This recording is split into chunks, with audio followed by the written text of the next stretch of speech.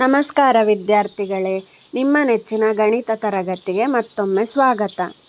ನಾವಿವತ್ತು 7ನೇ ತರಗತಿಯ ಗಣಿತ ಅಧ್ಯಾಯ 2 ಅಂಕಗಣಿತದ ಉಕ್ತಿಗಳು ಈ ಪಾಠದಲ್ಲಿ ಬರುವಂತಹ ಪಠ್ಯಪುಸ್ತಕದ ಕಂಡುಹಿಡಿಯಿರಿ ಲೆಕ್ಕದ ಮುಂದುವರಿದ ಭಾಗವನ್ನು ಕಲಿಯೋಣ.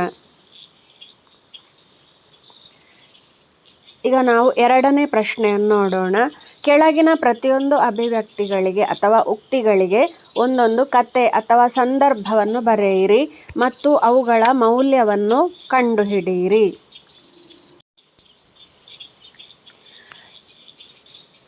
ಒಂದನೇ ಉಕ್ತಿಯೇ 89 ಕೂಡಿಸು 21 ಕಳೆ 10. ನಾವಿದಕ್ಕೆ ಒಂದು ಕಥೆಯನ್ನು ಅಥವಾ ಸಂದರ್ಭವನ್ನು ನೋಡೋಣ. ಕತೆ: ರಾಹುಲ್ ತನ್ನ ಸಂಗ್ರಹದಲ್ಲಿ 89 ಸ್ಟಿಕ್ಕರುಗಳನ್ನು ಹೊಂದಿದ್ದನು. ಅವನ ಸ್ನೇಹಿತ ಅವನ ಜನ್ಮದಿನದಂದು ಅವನಿಗೆ ಇನ್ನೂ 21 ಸ್ಟಿಕ್ಕರುಗಳನ್ನು ಉಡುಗೊರೆಯಾಗಿ ನೀಡಿದನು. ನಂತರ ರಾಹುಲ್ ತನ್ನ 10 ಸ್ಟಿಕ್ಕರುಗಳನ್ನು ತನ್ನ ತಂಗಿಗೆ ನೀಡಿದನು. ಈಗ ಇಲ್ಲಿ ಮೌಲ್ಯ ಎಷ್ಟಾಯಿತು? 89 ಕೂಡಿಸು 21 ಕಳೆ 10 ಸಮ 100.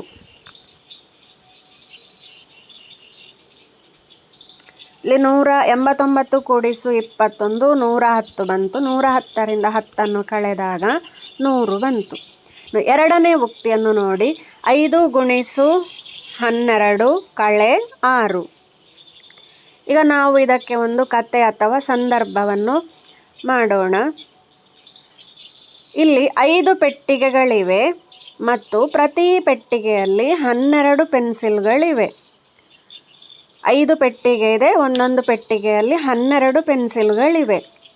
ಆಗ ನಾವಿಲ್ಲಿ ಒಟ್ಟು ಪೆನ್ಸಿಲ್ಗಳ ಬೆಲೆಯನ್ನು ಕಂಡುಹಿಡಿಯಲು 5 ಗುಣಿಸು 12 ಮಾಡಬೇಕು.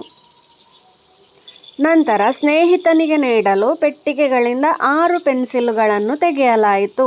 ಇಲ್ಲಿ ಕಳೆ 6 ಇತ್ತಲ್ವಾ, ಹಾಗಾಗಿ ನಾವು ಕಳೆ 6 ಇದ್ದದಕ್ಕೆ ನಾವು ಸ್ನೇಹಿತನಿಗೆ ನೀಡಲು ಅದರಿಂದ 6 ಪೆನ್ಸಿಲ್ಗಳನ್ನು ತೆಗೆಯಲಾಯಿತು ಎಂದು ಕಥೆಯನ್ನು ಮಾಡಬಹುದು. ಇದರ ಮೌಲ್ಯ 54.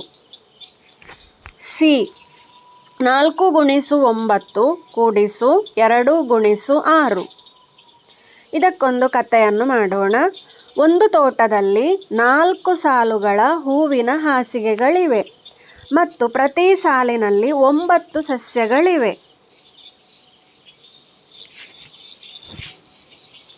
ಇಲ್ಲಿ ಒಂದು ತೋಟದಲ್ಲಿ 4 ಸಾಲಿನ ಹೂವಿನ ಹಾಸಿಗೆಗಳಿವೆ. ಪ್ರತಿ ಸಾಲಿನಲ್ಲಿ 9 ಸಸ್ಯಗಳಿವೆ. 9 ಸಸ್ಯಗಳಿರುವ ಅಂತಹ 4 ಸಾಲುಗಳಿವೆ. ಆಗ ಇದಕ್ಕೆ ಇಲ್ಲಿ ಉಕ್ತಿ 4 ಗುಣಿಸು 9 ಎಂದು ಹೇಳಬಹುದು. ಇನ್ನು ತೋಟದ ಮತ್ತೊಂದು ಭಾಗದಲ್ಲಿ 2 ಸಾಲುಗಳ ಮರಗಳಿವೆ ಮತ್ತು ಪ್ರತಿ ಸಾಲಿನಲ್ಲಿ 6 ಮರಗಳಿವೆ. ಒಂದೊಂದು ಸಾಲಿನಲ್ಲಿ 6 ಮರಗಳಿವೆ, ಅಂತಹ 2 ಸಾಲುಗಳಿವೆ. ಆಗ ಒಟ್ಟು ಮರಗಳ ಸಂಖ್ಯೆ ಇಲ್ಲಿ 2 ಗುಣಿಸು 6 ಎಂದು ಹೇಳಬಹುದು. ಒಟ್ಟು ಮೌಲ್ಯ ನಾವು ಒಟ್ಟು ಎಷ್ಟಿದೆ ಹೂವಿನ ಗಿಡಗಳು ಅಂತ ಲೆಕ್ಕ ಹಾಕುವಾಗ 4 ಗುಣಿಸು 9 ಕೂಡಿಸು 2 ಗುಣಿಸು 6 ಮಾಡಿದಾಗ 48 ದೊರೆಯುತ್ತದೆ. ಕೆಳಗಿನ ಪ್ರತಿ ಸಂದರ್ಭಕ್ಕೂ ಸಂದರ್ಭವನ್ನು ವಿವರಿಸುವ ಉಕ್ತಿಯನ್ನು ಬರೆಯಿರಿ. ಅದರ ಪದಗಳನ್ನು ಗುರುತಿಸಿ ಮತ್ತು ಉಕ್ತಿಯ ಮೌಲ್ಯವನ್ನು ಕಂಡುಹಿಡಿಯಿರಿ. ಇದು 3ನೇ ಲೆಕ್ಕ. ರಾಣಿ ಆಲಿಯಾ ಕಳೆದ ವರ್ಷ ರಾಜಕುಮಾರಿ ಎಲ್ಸಾಗೆ 100 ಚಿನ್ನದ ನಾಣ್ಯಗಳನ್ನು ಮತ್ತು ರಾಜಕುಮಾರಿ ಅನ್ನಾಗೆ 100 ಚಿನ್ನದ ನಾಣ್ಯಗಳನ್ನು ನೀಡಿದರು. ರಾಜಕುಮಾರಿ ಎಲ್ಸಾ ವ್ಯಾಪಾರವನ್ನು ಪ್ರಾರಂಭಿಸಲು ನಾಣ್ಯಗಳನ್ನು ಬಳಸಿದಳು ಮತ್ತು ತನ್ನ ನಾಣ್ಯಗಳನ್ನು ದ್ವಿಗುಣಗೊಳಿಸಿದಳು. ರಾಜಕುಮಾರಿ ಅನ್ನ ಆಭರಣಗಳನ್ನು ಖರೀದಿಸಿದಳು ಮತ್ತು ಅವಳ ಬಳಿ ಅರ್ಧದಷ್ಟು ನಾಣ್ಯಗಳು ಮಾತ್ರ ಉಳಿದಿವೆ. ರಾಜಕುಮಾರಿ ಎಲ್ಸಾ ಮತ್ತು ರಾಜಕುಮಾರಿ ಅನ್ನ ಇಬ್ಬರು ಒಟ್ಟಿಗೆ ಎಷ್ಟು ಚಿನ್ನದ ನಾಣ್ಯಗಳನ್ನು ಹೊಂದಿದ್ದಾರೆ ಎಂಬುದನ್ನು ವಿವರಿಸುವ ಉಕ್ತಿಯನ್ನು ಬರೆಯಿರಿ. ನಾವೀಗ ಈ ಲೆಕ್ಕವನ್ನು ಮಾಡೋಣ. ಇಲ್ಲಿ ಪ್ರಶ್ನೆಯಲ್ಲಿ ಕೊಟ್ಟ ಹಾಗೆ ರಾಜಕುಮಾರಿ ಎಲ್ಸಾ ಪಡೆದಿರುವಂತಹ ಚಿನ್ನದ ನಾಣ್ಯಗಳ ಸಂಖ್ಯೆ 100 ಆಗಿರುತ್ತದೆ. ಈಗ ಇದಕ್ಕೆ ಪರಿಹಾರವನ್ನು ನೋಡೋಣ. ರಾಜಕುಮಾರಿ ಎಲ್ಸಾ ಪಡೆದ ಚಿನ್ನದ ನಾಣ್ಯಗಳ ಸಂಖ್ಯೆ 100. ರಾಜಕುಮಾರಿ ಅನ್ನಾ ಪಡೆದ ಚಿನ್ನದ ನಾಣ್ಯಗಳ ಸಂಖ್ಯೆಯು 100 ಆಗಿರುತ್ತದೆ. ಆಮೇಲೆ ರಾಜಕುಮಾರಿ ಎಲ್ಸಾ ವ್ಯಾಪಾರವನ್ನು ಪ್ರಾರಂಭಿಸಲು ಈ ನಾಣ್ಯಗಳನ್ನು ಬಳಸಿ ಅದನ್ನು ದ್ವಿಗುಣಗೊಳಿಸುತ್ತಾಳೆ. ದ್ವಿಗುಣಗೊಳಿಸುವುದು ಎಂದರೆ 2 ಪಟ್ಟು ಹೆಚ್ಚಾಗುವುದು ಎಂದರ್ಥ. ಅಲ್ಲಿರುವ ಒಟ್ಟು ನಾಣ್ಯಗಳ ಸಂಖ್ಯೆ ಎಷ್ಟು? 100. ಇದರ 100ರ 2 ಪಟ್ಟು ಎಂದರೆ 2 ಗುಣಿಸು 100 ಎಂದು ಬರೆಯಬೇಕು. ಇನ್ನು ರಾಜಕುಮಾರಿ ಅನ್ನಾ ಏನು ಮಾಡಿದ್ದಾಳೆ? ಅವಳು ಕೂಡ ಆಭರಣಗಳನ್ನು ಖರೀದಿಸ್ತಾಳೆ. ಮತ್ತು ಅವಳ ಬಳಿ ಅರ್ಧದಷ್ಟು ನಾಣ್ಯಗಳು ಉಳಿಯುತ್ತವೆ. ಮೊದಲವಳ ಬಳಿ ಇದ್ದಂತಹ ನಾಣ್ಯಗಳ ಸಂಖ್ಯೆ 100. ಆಭರಣಗಳನ್ನು ಖರೀದಿಸಿದಾಗ ಅವಳಲ್ಲಿ ಉಳಿದಂತಹ ಆಭರಣಗಳ ಸಂಖ್ಯೆ ಅದರ ಅರ್ಧದಷ್ಟು. 100ರ ಅರ್ಧದಷ್ಟು ಅಂತ ಹೇಳುವಾಗ ನಾವು 100ನ್ನು 2ರಿಂದ ಭಾಗಿಸಬೇಕು. 100 ಭಾಗಿಸು 2 100ರ ಅರ್ಧದಷ್ಟು. ಆದ್ದರಿಂದ ರಾಜಕುಮಾರಿ ಎಲ್ಸಾ ಮತ್ತು ರಾಜಕುಮಾರಿ ಅನ್ನಾ ಒಟ್ಟಿಗೆ ಹೊಂದಿರುವ ಒಟ್ಟು ಚಿನ್ನದ ನಾಣ್ಯಗಳ ಸಂಖ್ಯೆ, ನಾವಿದನ್ನು ಒಟ್ಟು ಮಾಡಬೇಕು. ಈಗ ರಾಜಕುಮಾರಿ ಎಲ್ಸಾ ಬಳಿ ಇದ್ದದ್ದು 2 ಗುಣಿಸು 100 ಕೂಡಿಸು, ಒಟ್ಟು ಮಾಡುವುದು ಎಂದರೆ ನಾವು ಕೂಡಿಸಬೇಕು. ರಾಜಕುಮಾರಿ ಅನ್ನಾ ಬಳಿ ಇದ್ದಂಥದ್ದು ಚಿನ್ನದ ನಾಣ್ಯಗಳ ಸಂಖ್ಯೆ 100 ಭಾಗಿಸು 2. ಈಗ ಇಲ್ಲಿ ಮೇಲಿನ ಸಂದರ್ಭವನ್ನು ವಿವರಿಸುವ ಉಕ್ತಿಯನ್ನು ನಾವು ಹೀಗೆ ಬರೆಯಬಹುದು. 2 ಗುಣಿಸು 100 ಕೂಡಿಸು 100 ಭಾಗಿಸು 2. ಇಲ್ಲಿರುವ ಪದಗಳು ಯಾವುದೆಲ್ಲ? ಕೂಡಿಸು ಚಿಹ್ನೆಯ ಆಚೆ ಈಚೆ ಇರುವಂಥದ್ದು ಪದಗಳು. 1ನೇ ಪದ 2 ಗುಣಿಸು 100, 2ನೇ ಪದ 100 ಭಾಗಿಸು 2. ಇಲ್ಲಿ ಇದೊಂದು ಪದ, ಇದೊಂದು ಪದ. ಈಗ ಇಲ್ಲಿ ನಾವು ಒಟ್ಟು ಚಿನ್ನದ ನಾಣ್ಯಗಳನ್ನು ಕಂಡುಹಿಡಿಯೋಣ. 2 ಗುಣಿಸು 100 ಸಮ 200. 100ರ ಅರ್ಧ ಎಂದರೆ 50. 200 ಕೂಡಿಸು 50 ಸಮ 250 ಚಿನ್ನದ ನಾಣ್ಯಗಳು ಉಳಿದವು. ಈ ರೀತಿ ನಾವು ಪ್ರತಿ ಸಂದರ್ಭಕ್ಕೆ ಉಕ್ತಿಯನ್ನು ಮಾಡಿ ಬೆಲೆಗಳನ್ನು ಕಂಡುಹಿಡಿಯಬೇಕು. ಈಗ ಮುಂದಿನ ಲೆಕ್ಕವನ್ನು ನೋಡೋಣ. 2 ನಿಲ್ದಾಣಗಳ ನಡುವಿನ ಮೆಟ್ರೋ ರೈಲ್ ಟಿಕೆಟ್ ವಯಸ್ಕರಿಗೆ 40 ರೂಪಾಯಿ ಮತ್ತು ಮಗುವಿಗೆ 20 ರೂಪಾಯಿ ಆಗಿದೆ. ಟಿಕೆಟುಗಳ ಒಟ್ಟು ವೆಚ್ಚ ಎಷ್ಟು ಎಂದು ನಾವು ಕಂಡುಹಿಡಿಯಬೇಕು. ಇಲ್ಲಿ ಈಗ 4 ವಯಸ್ಕರು ಮತ್ತು 3 ಮಕ್ಕಳಿಗೆ ಎಷ್ಟು ಎಂದು ಕಂಡುಹಿಡಿಯಬೇಕು. 1ನೇ ಲೆಕ್ಕ. 2ನೇ ಲೆಕ್ಕದಲ್ಲಿ ತಲಾ 3 ವಯಸ್ಕರನ್ನು ಹೊಂದಿರುವ 2 ಗುಂಪುಗಳಿಗೆ ಎಷ್ಟು ಎಂದು ನಾವು ಕಂಡುಹಿಡಿಯಬೇಕಾಗುತ್ತದೆ. ಈ ಲೆಕ್ಕವನ್ನು ನೋಡೋಣ. ಇಲ್ಲಿ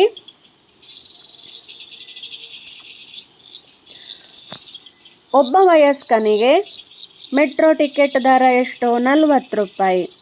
ನಾವೀಗ ಇಲ್ಲಿ ಕಂಡುಹಿಡಿಯಬೇಕಾದ್ದು 4 ವಯಸ್ಕರು ಮತ್ತು 3 ಮಕ್ಕಳಿಗೆ ಎಷ್ಟು ಎಂದು ನೋಡೋಣ. 4 ವಯಸ್ಕರಿಗೆ, ಒಬ್ಬ ವಯಸ್ಕರಿಗೆ 40 ರೂಪಾಯಿ ಆದರೆ ಇಲ್ಲಿ 4 ಮಂದಿ ವಯಸ್ಕರಿಗೆ ಟಿಕೆಟ್ ದರ ಎಷ್ಟಾಯಿತು? 4 ಗುಣಿಸು 40. ಒಬ್ಬರಿಗೆ 40 ಆದರೆ 4 ಮಂದಿಗೆ 4 ಗುಣಿಸು 40. ಈ ರೀತಿ ನಾವು ಉಕ್ತಿಯನ್ನು ಬರೆಯಬಹುದು. ಇನ್ನು ಒಂದು ಮಗುವಿಗೆ ಮೆಟ್ರೋ ಟಿಕೆಟ್ 20 ರೂಪಾಯಿ. ಅಲ್ಲಿ ಎಷ್ಟು ಮಕ್ಕಳಿದ್ದಾರೆ? 3 ಮಕ್ಕಳಿದ್ದಾರೆ. ಹಾಗಾಗಿ 3 ಮಕ್ಕಳಿಗೆ ಟಿಕೆಟ್ ದರ 3 ಗುಣಿಸು 20 ಆಗುವುದು. ಈಗ ಟಿಕೆಟುಗಳ ಒಟ್ಟು ವೆಚ್ಚವನ್ನು ವಿವರಿಸುವ ಉಕ್ತಿ, ಇದನ್ನು ನಾವು ಒಟ್ಟು ಮಾಡಬೇಕು. ಈ 2 ಉಕ್ತಿಗಳನ್ನು ಒಟ್ಟು ಮಾಡುವುದು ಎಂದರೆ ಕೂಡಿಸಬೇಕು. 4 ಗುಣಿಸು 40 ಕೂಡಿಸು 3 ಗುಣಿಸು 20. ಈ ರೀತಿ ನಾವು ಉಕ್ತಿಯನ್ನು ಬರೆಯಬಹುದು. ಇಲ್ಲಿರುವ ಪದಗಳು ಯಾವುದೆಲ್ಲ? ಕೂಡಿಸು ಚಿಹ್ನೆಯ ಎಡಬದಿ ಮತ್ತು ಬಲಬದಿಯಲ್ಲಿರುವಂತಹ ಪದಗಳು. 4 ಗುಣಿಸು 40 ಹಾಗೂ 3 ಗುಣಿಸು 20 ಇದು ಇಲ್ಲಿರುವ ಪದಗಳಾಗಿವೆ. ಇನ್ನೀಗ ನಾವು ಒಟ್ಟು ಬೆಲೆಯನ್ನು ಕಂಡುಹಿಡಿಯೋಣ. 4 ಗುಣಿಸು 40 160 ಬಂತು. ಕೂಡಿಸು 3 ಗುಣಿಸು 20 ಮಾಡಿದಾಗ 60 ಬಂತು. 160 ಕೂಡಿಸು 60 ಸಮ 220. ಇನ್ನು ಅದರಲ್ಲಿ ಎರಡನೇ ಲೆಕ್ಕ ನೋಡಿ. ಅಲ್ಲಿ ತಲಾ 3 ವಯಸ್ಕರನ್ನು ಹೊಂದಿರುವ 2 ಗುಂಪುಗಳಿಗೆ ಎಷ್ಟು ಎಂದು ನಾವು ಕಂಡುಹಿಡಿಯಬೇಕಾಗುತ್ತದೆ. ಪ್ರಶ್ನೆಯನ್ನು ಇನ್ನೊಮ್ಮೆ ಗಮನಿಸೋಣ. ಇಲ್ಲಿ ನೋಡಿ, ತಲಾ 3 ವಯಸ್ಕರನ್ನು ಹೊಂದಿರುವ 2 ಗುಂಪುಗಳು. ಸರಿಯಾಗಿ ಗಮನಿಸಿ, 2 ಗುಂಪುಗಳಿವೆ ಇಲ್ಲಿ. ಈಗ ಒಬ್ಬ ವಯಸ್ಕನಿಗೆ ಎಷ್ಟು ರೂಪಾಯಿ? 40 ರೂಪಾಯಿ. ಹಾಗಾದರೆ 3 ವಯಸ್ಕರಿಗೆ ಎಷ್ಟು?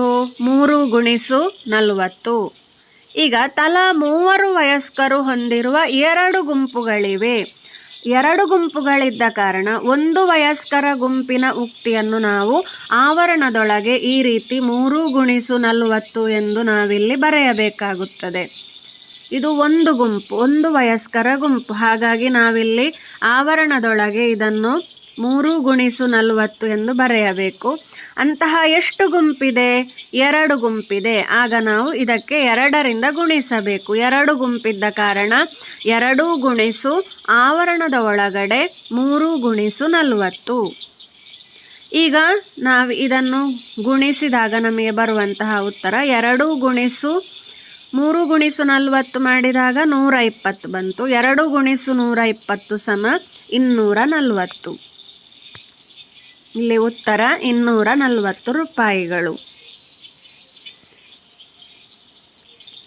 ಈಗ ಮುಂದಿನ ಪ್ರಶ್ನೆಯನ್ನು ನೋಡೋಣ. ಚಿತ್ರದಲ್ಲಿ ತೋರಿಸಿರುವ ಅಳತೆಗಳ ನಡುವಿನ ಸಂಬಂಧವನ್ನು ವಿವರಿಸುವ ಉಕ್ತಿಯನ್ನು ಬರೆಯುವ ಮೂಲಕ ಕಿಟಕಿಯ ಒಟ್ಟು ಎತ್ತರವನ್ನು ಕಂಡುಹಿಡಿಯಿರಿ. ಚಿತ್ರವನ್ನು ನೀವು ಪಠ್ಯಪುಸ್ತಕದಲ್ಲಿ ನೋಡಿ. ಇಲ್ಲಿ ಅಳತೆಗಳನ್ನು ನೀಡಿದ್ದಾರೆ. ಅಂಚು 3 ಸೆಂಟಿಮೀಟರ್, ಗ್ರಿಲ್ 2 ಸೆಂಟಿಮೀಟರ್, ಖಾಲಿ ಜಾಗ 5 ಸೆಂಟಿಮೀಟರ್ ಮತ್ತು ಒಟ್ಟು ಎತ್ತರ.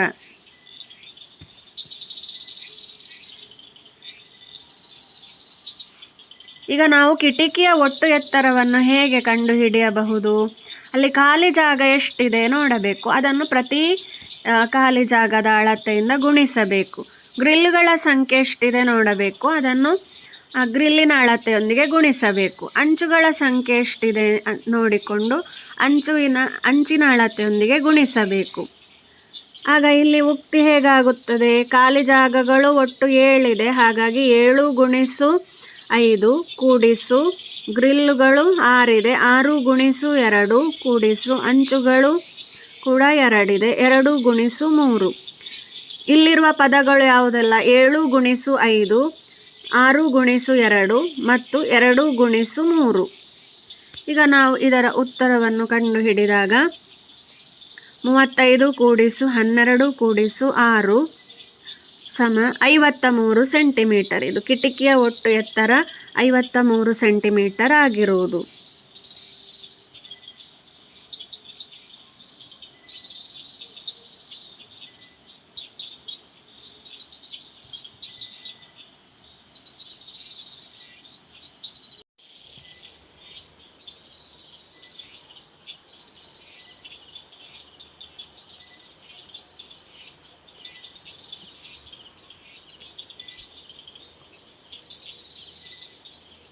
ಕಂಡುಹಿಡಿಯಿರಿ 3ನೇ ಭಾಗವನ್ನು ನಾವು ಮುಂದಿನ ತರಗತಿಯಲ್ಲಿ ಕಲಿಯೋಣ. ಧನ್ಯವಾದಗಳು.